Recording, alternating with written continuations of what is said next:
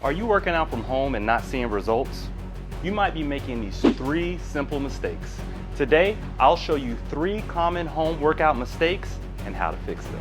Mistake number 1, poor form. This is probably the most common mistake that I see. A lot of people ask me, Dave, what exercises should I do? And I can easily list those exercises, but it's really not about the exercises. You actually know what to do. They're actually very simple, very common exercises that get the results that people want. You know what they are. Bicep curls, crunches, squats, those things are essential. But you're doing the exercises, but you're not seeing the results.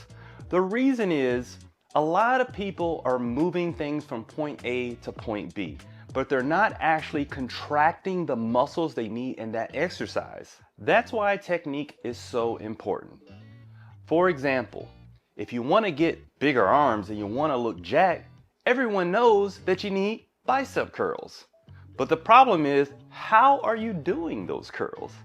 If you're rocking your body and you're swinging, you're using a lot of momentum. You think to yourself, hey, I got high resistance, I got heavy weights, and you feel good, but do you look good? Well, the thing is that you're not actually contracting the biceps. You're getting a little bit of contraction there, but you're not really maximizing those results. So instead, staying stable and just only using the arms to come up and have a full stretch at the bottom and contract at the top. Normally it's done slowly and with lighter weight that you've normally been doing. But that's just one example. I'm talking bent over rows, I'm talking squats, and don't even get me started with the bench press. I don't know how many people I've seen with 3 plates on each side that have a big gut and their chest is not even developed. They're really pushing off their shoulders instead of keeping their traps down and being able to keep their arms close together and really contract that chest. Now I can go on and on and on with many different exercises, but the key is this. When you're doing an exercise, ask yourself, what muscle am I trying to develop? Am I feeling that muscle contract and stretch throughout the movement of each rep? If the answer is no, there's something that you need to fix in your technique. But the good thing is that my channel is all dedicated to form and technique. If you're looking to see how to do it the right way and get real results, make sure you hit that subscribe button. Now, the next mistake that so many people make is that they're not using progressive overload. When I say progressive overload, some people get kind of stuck into a routine. They get stuck in an amount of sets and reps, and that's what they just keep doing forever. You're never going to see results if you don't challenge yourself. Let me repeat that. You will never see results if you don't challenge yourself. The good news is the small wins matter. So let's say if you're using a resistance level of like 20 pounds and you do a set of 8 to 10 and you reach 10 reps, now it's time to challenge yourself. On that next one, go up to 25. You don't have to go all the way up to 50, but just go up 5 pounds. Even 2.5 is huge when it comes to results. Now, if you're using things like resistance bands or cables, even just stepping out just a little bit further is going to give you that higher resistance. Because one of the best equipment tools when working out at home is resistance bands, and they're great for travel. So if you don't have 2.5 or 5 increments, you can actually just step out a little bit further, and that way you get a higher resistance that you need. But I want you to always challenge yourself, push yourself more.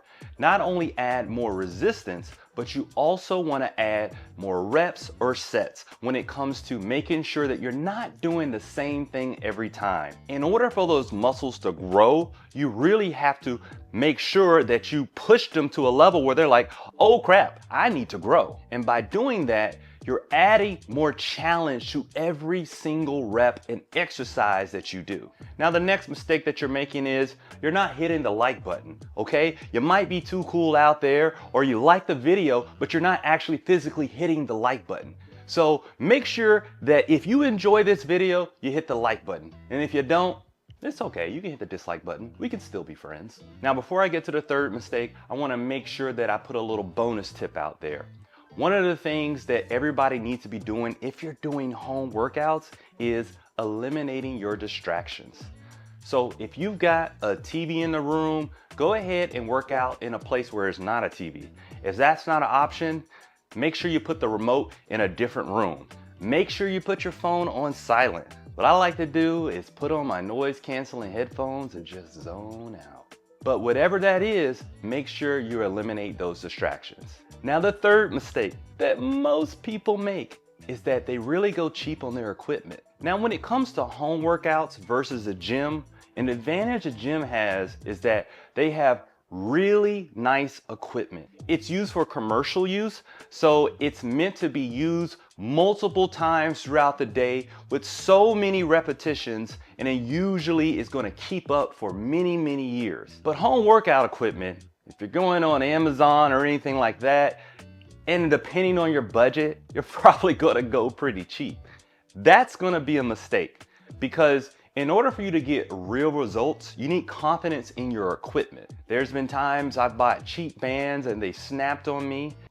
Oh! There's been times where I haven't gotten the right type of clips on the sides of my dumbbells and they've all come falling down on the side. Or I bought a cheap pull-up bar and they put dings and marks all over my doors, and Mrs. Discipline Dave didn't like that very much. Well, here's the thing.